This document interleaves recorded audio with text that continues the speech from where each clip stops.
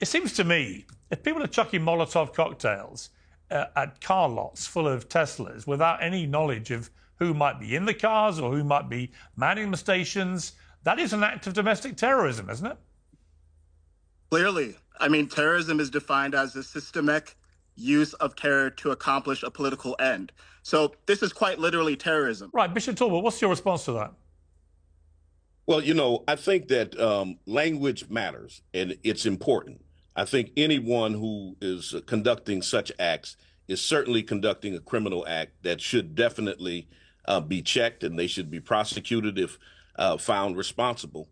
But what I see happening in America, as it has always happened, is when poor people, when marginalized people, when it's Black Lives Matter protesters, when it's non-white immigrants, they get the label of terrorist.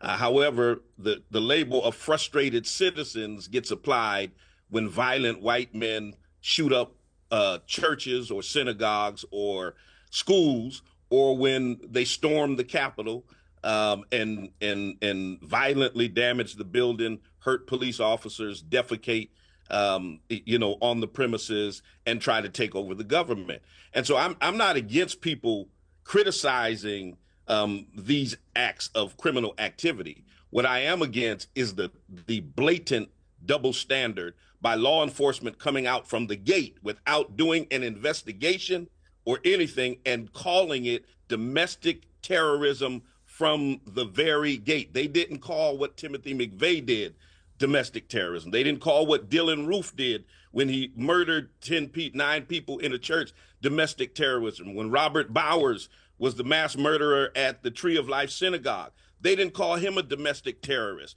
So when you can literally murder people and not be labeled as a domestic terrorism, how is it that burning some cars or vandalizing the windshields makes you a domestic terrorist? I want to respond to something that Bishop said and what Cenk said by implication. The fact that there are double standards being applied does not mean that we should not apply the standard. It just means that we need to apply the standard consistently. Terrorism is a systematic use of terror to accomplish a political end.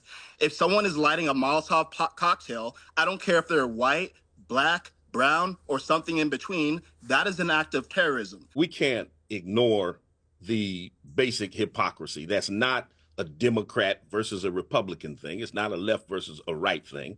It is something that has happened throughout the annals of American history. There were acts of terror that were not classified that way under administrations that were run by Democrats.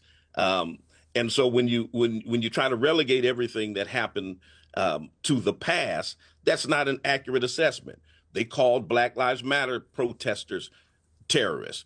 They didn't call the murderer of Heather Heyer in Charlottesville a terrorist. And you've got to be, I agree that you have to be consistent, but the same people that are crying over Teslas are the very people that are trying to erase Black history from the classrooms and ignoring centuries of racial terror, of anti-Black racial terror. They're the ones who want to strip from the history books from our children the Tulsa massacre, the Atlanta massacre, the Chicago massacre, the Detroit massacre.